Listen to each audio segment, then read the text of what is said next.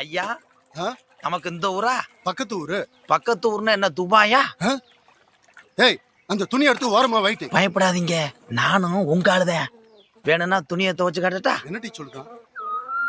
அத்த மகளே பாப்போம், நீ அடிக்காதடி டூப்பு.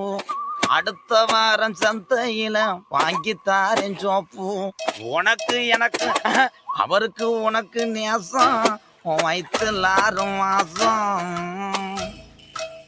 அண்ணாச்சி, என்னல? ஒரு சின்ன உதவி.